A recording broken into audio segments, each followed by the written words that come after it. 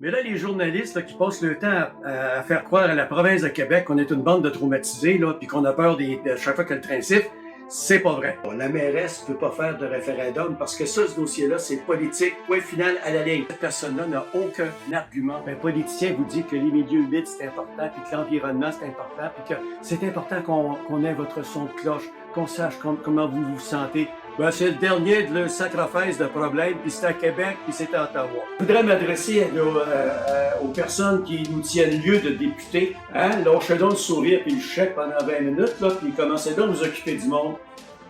Herzlich willkommen an alle bei webtv.info. Vous allez voir, c'est l'allemand. Allez voir qu'est-ce que ça veut dire. On va parler aujourd'hui de notre ami Pablito, qui est venu nous rendre visite la semaine dernière. Pour nous annoncer, c'est le troisième qu'il fait, la voie de contournement. Dans le communiqué, on voit que c'est écrit que le gouvernement du Canada a signé une entente de contribution avec la compagnie de chemin de fer Central Main and Quebec Railway, filiale du Canadien Pacifique, en vue de la construction du projet de la voie de contournement. Et cette entente énonce les modalités et principes fondamentaux selon lesquels l'opérateur ferroviaire réalisera le projet et permettra de lancer le processus d'appel d'offres afin de mandater une firme pour mener les travaux. En d'autres mots, mesdames et messieurs, sans permis, notre ami Pablito est prêt à construire. Exemple, je suis à Lac-Mégantic, j'achète un terrain et je décide, sans permis, de bâtir une maison sur mon terrain. Et là, avant qu'il s'en aperçoive, moi, j'ai eu le temps de faire toute ma footing.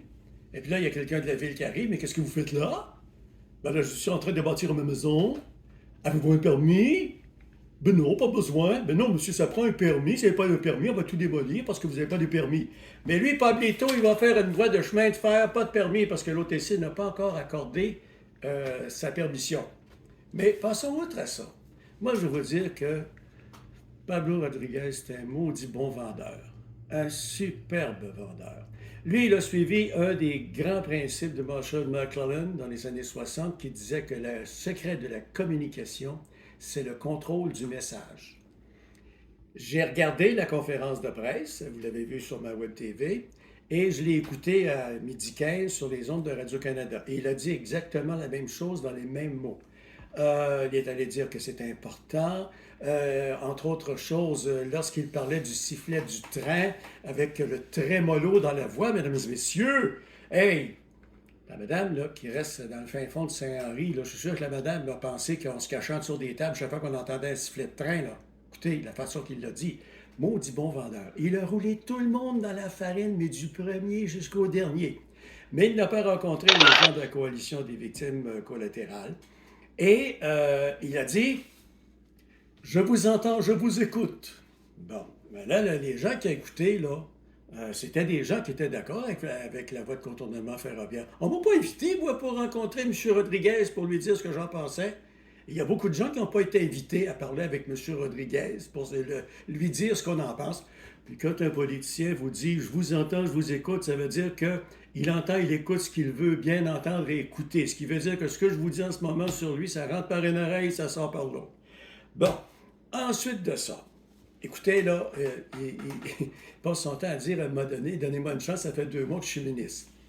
Mais il y a une chose, par contre, que je l'inviterai à faire, c'est de lire le rapport complet de l'avocate qui est venue rencontrer les gens à Frontenac, un rapport de 400 quelques pages, où les gens vont lui dire, où les gens vont lui expliquer pourquoi la voie de contournement est une aberration. Il est allé dire, ça, je l'ai trouvé bonne celle-là. Il a rencontré naturellement M. Bellefleur, qui lui a dit qu'il faudrait bien que les trains du CP passent à 25 000 à l'heure au lieu de 40. Et là, il a dit, mais il n'y a pas trop de pouvoir là-dessus. Hey, Tipou, la seule place au Canada où les trains circulent à 10 000 à l'heure, c'est à Lac-Mégantic. À part de ça, ils rentrent à Nantes à 40 000 à l'heure. OK? Ça veut dire qu'un train à 10 000 à l'heure, c'est pas dangereux. Mais un train à 40 000 à l'heure, à côté de montagnes de chips de bois, ça, éventuellement, ça peut être dangereux.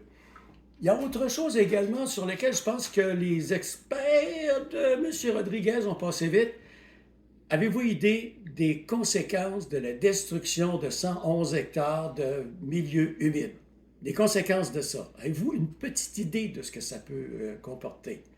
Ça veut dire que la nappe phréatique n'aura plus de filtre, ce qui est quand même assez important, merci. Et puis, imaginez-vous 2 autres choses. Peut-être que M. Rodriguez n'est pas au courant. Je vous le dis, M. Rodriguez. Écoutez, là, je vous le dis, là. 55 millions de litres d'eau par jour, d'eau douce, qui vont être jetés dans la rivière Chaudière. Quel impact ça peut avoir sur le milieu de la rivière lui-même? Quel impact ça peut avoir jusqu'au barrage Sartigan aussi? Une autre chose, mon cher ami, vous allez avoir une belle balafre à Frontenac qui va avoir 100 pieds de haut par 200 pieds de large. Les fossés pour les eaux de ruissellement, cette eau-là va aller où? Dans la rivière, naturellement. Alors imaginez-vous qu'on a des ondées comme on a depuis quelques années, puis qu'à un moment donné, il tombe un bon 3 pouces d'eau en dedans d'une heure et demie. Ça va se ramasser où? Dans la rivière. Qu'est-ce qui va arriver à Beauceville-Saint-Joseph, au barrage Sartigan, Saint-Georges? Qu'est-ce qui va arriver quand ça va arriver, ça? Ça sont toutes des choses, mon cher Pablito, que vos fonctionnaires ne vous ont pas dit. Alors, invitation, mon cher, la mairesse a peur de moi. Bon, puis de toute façon, elle ne m'a pas invité pour vous rencontrer parce que j'aurais adoré vous donner la main et vous rencontrer et jaser avec vous. Alors, je vous invite n'importe quand. Appelez-moi, on va jaser ensemble. Je vais vous en parler des conséquences malheureuse à plusieurs niveaux que ce projet peut avoir. Et puis, téléphonez donc aux gens de la coalition des victimes collatérales. Ils ont le rapport d'un hydrogéologue qui est un spécialiste qui remplit et barde des murs complets de diplômes. Et lui, il dit que c'est une aberration, ce projet-là. Ce monsieur-là, c'est pas un fou, là. C'est un monsieur de l'Université Laval, extrêmement compétent. Essayez d'avoir son rapport et puis lisez-le vos fonctionnaires, tiens. Il va peut-être comprendre que ça n'a ni queue ni tête, cette affaire-là. Alors moi, un train qui passe à 10 000 à l'heure dans le centre-ville de Lac-Mégantic, ça ne m'épeur pas du tout. Je ne me cache pas en dessous de la table chaque fois que j'entends siffler le train. Et puis un train qui passe à 40 000 à l'heure à côté de chez Tafisa puis Bois-Lambert, ça m'inquiète un petit peu. Le 11 qui va être bouché, ça m'inquiète un petit peu aussi. Et surtout le gaspillage d'eau et les conséquences de la destruction de 110 hectares de milieux humides. Informez-vous. Alors sur ce, on se revoit la semaine prochaine et partagez avec tous vos amis.